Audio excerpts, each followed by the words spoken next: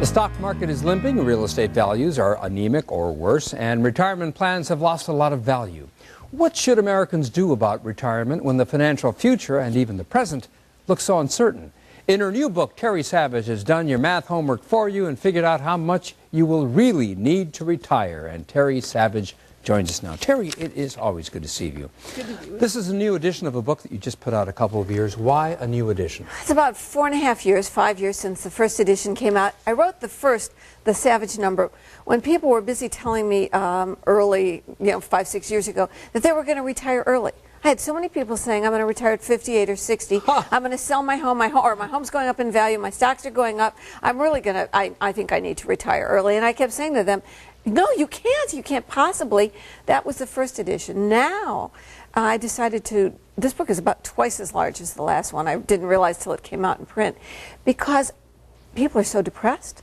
They think they'll never be able to retire. They think it's over for America. And I mean, we're going from a food bank story to a money in the bank story. Well, here. We've been doing food bank stories and home foreclosure stories. Do you think there's been too much gloom and doom about the economy? No, I think we're going through a very, very difficult period, comparable to the 1930s, and comparable to the Depression era. Well, I'll give you an interesting. I just got a new version of the Jim Stack's newsletter. Let's talk about the stock market. The generation. See, here's what's important: perspective. Anybody under 50 has never lived through a really bad bear market or economic decline. The last horrible one was in 81, 82. We were working together. Right. And I was out in Gary, Indiana, and there were the fires in the barrels, and the unemployment rate was 18% in the steel mill area and double-digit for the nation. Interest rates were 21%. The prime rate hit 21%. Mortgage rates were 13%. The Dow was under 800, and we were in a terrible recession. And OPEC had raised prices again.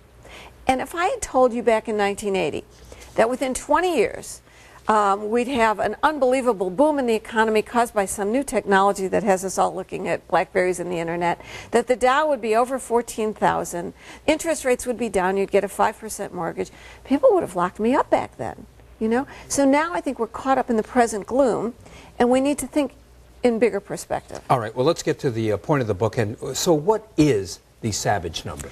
Well, it is the number, my number, is different than yours and different than yours out there, the number that people think about and guess about but don't really want to take a look at because they fear they're so woefully short, the number that becomes the money you need at the moment of retirement. Now, that's just a moment. See, this is the first generation that is not, well, look, in the 1950s, life expectancy was 68. So you retired at 65. You were going to live maybe 3 or 4 more years. You had a pension check and Social Security, and you had some extra money saved. You blew it all in the first 2 years, not knowing how long you were going to live. This is the first generation that retires, not with a pension check a month for life, with Social Security that may or may not provide very much, and with only the money that they saved and invested, and then they get to that moment, retirement. Then they're faced with a new set of challenges. How do I invest it now? I rolled over my 401k. Whatever it is, if it's 39,000 or 489,000, and once was 700,000, but there's the moment. Now you have to invest for the length of your retirement, which could be another 30 years. The fastest growing group in the population is people over 85.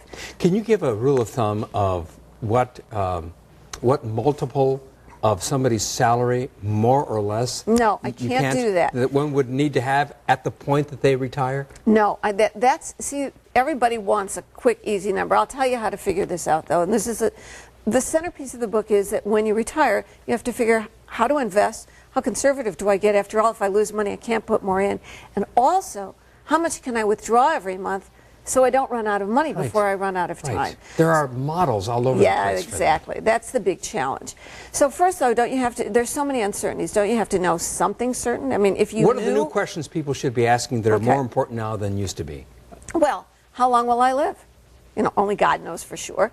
But what if you're one of those people that lives into your 90s or 100s? So one of the great websites that I point out in the book, and I really think you need to grab a glass of wine and sit down and do this, is a website called Living to 100, Living to and then the number 100.com. By the way, these are all up at terrysavage.com. So you can click and get there. I have an aunt who just died. She was 107. Okay, so look at this. So, you know, I did this test where you say how old you are, your siblings, your parents were when they died, if they're still alive, and do you eat green vegetables every day, and do you eat fruit every day, and do you work out every day? And all, you know, I mean, it's stuff like that. Right, do you fasten your seatbelt every time you drive? Do you floss your teeth every day so you don't get a gum infection that goes right to your heart, you know? So I clicked, and I got 104. Oh my goodness. Mean, this is not good news. I mean, all my planning was not to 104. And I really said, I'm going to go back and I'm going to be a little more honest about the green vegetables and the exercise. But still, I got, when I clicked, a 96. Well, you know, if you're at 65. Well, from your lips. Yeah, right, from your lips. You know, and you don't, I always think I'm above average, so maybe I'll live beyond the averages, don't you all? So the thing is, you've got to plan for that. And a 30-year time span is tough to plan for. And then you have this final thing.